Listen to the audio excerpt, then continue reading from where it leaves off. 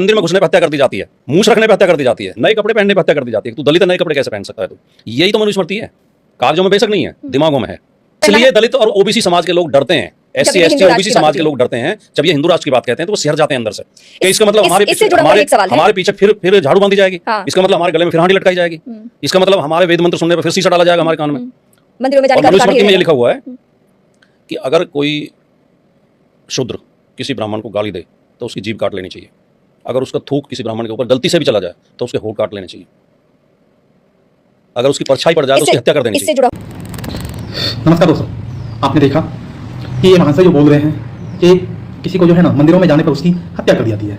मतलब पूरी पूरी कम्युनिटी को बोल रहे हो कि मंदिरों में जाने के बाद जो है ना उसकी हत्या कर दी जाती है। अच्छा अरे भाई, कब होने लगा यार?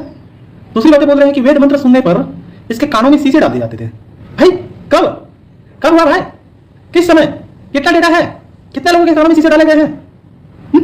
तीसरी ये कह रहे हैं कि मुंह चढ़ने पर जो है ना उसकी हत्या कर दी जाती है। और कभी कभी कहते हैं ये लोग कि शादी में जो है ना दूल्हे घोड़ी चढ़ने पर जो है उसकी हत्या कर दी जाती है। कब? इस समय हुआ भाई। इसके बाद ये कहते हैं कि नए कपड़े पहनने पर जो है ना उसकी हत्या कर दी जाती है। मतलब किसी एक समुदाय को कह रहे हो, इसमें भी कह रहे हो कि इस देश में जो है ना पूरी की पूरी आबादी में से 80% या 70-80% की आबादी बोल रहे हो कि एससी एसटी और ओबीसी और माइनॉरिटी है। इसके बाद भी मतलब उसी लोगों की हत्या हो जाती है। क्या गजब का कानून है, गजब का बात तुम लोग यार, समझ में ही नहीं आता है। इसके बाद कहते हैं कि यही तो मनुस्मृति में लिखा हुआ है, मंदिरों में जो है ना जाने का अधिकार नहीं है। और तो और बड़ी चालाकी से ये शब्द को डाल देते हैं कि हिंदू राष्ट्र का नाम सुन करके एससी एसटी और ओबीसी जो है ना सह जाते हैं, मतलब सहम जाते हैं, प्रॉब्लम क्रिएट हो जाती है उसको। क्यों? क्योंकि ये सारी चीजें फॉलो हो सकता है। और लास्ट में जो उन्होंने बोलता है कि यदि कोई व्यक्ति ब्राह्मण के परछाई भी पड़ जाती है तो उसकी हत्या कर दी जाती है। कोई अगर हल्का सा थूक भी पड़ जाता है तो उसकी हत्या कर दी जाती है। मतलब इतनी सस्ता है वो व्यक्ति। और हाँ, मैंने इतनी सारी इसलिए नहीं बताया। अब सुनो कहानी। ये जो बातें तुम बोल रहे हो ना, ये एक्चुअल डेटा के आधार पर बातें करो ना कि कितने लोगों का कानों में शीशा डाला गया।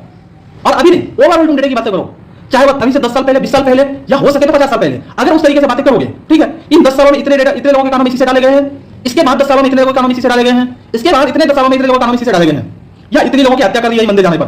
आज आप कौन सी मंदिर जाने की बातें कर रहे हो? कौन सा मंदिर? किसी भी मंदिर भारत में, मैं पूरे भारतवर्ष की बातें कर रहा हूं, भारतवर्ष में किसी भी व्यक्ति को यदि मंदिर जाने से रोकता है तो हम उसकी जिम्मेदारी लेंगे। हम उसको मंदिर जाने तक का प्रबंधन कराएंगे।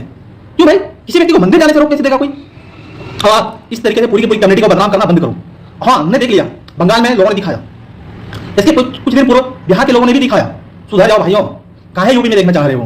बाकी इन व्यक्तियों को जो है ना ऐसे वामपंथियों को छोड़ा नहीं जाएगा।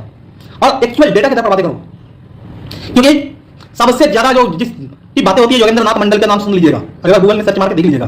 कहा कि हमारे जो है ना भाई साहब लोग जो है ना हम लोग की स्थिति सेम ही है, और इन्होंने उन दलित भाइयों से मतदान के समय में वोटिंग करवाया और लाखों दलित परिवारों की हत्या हुई है।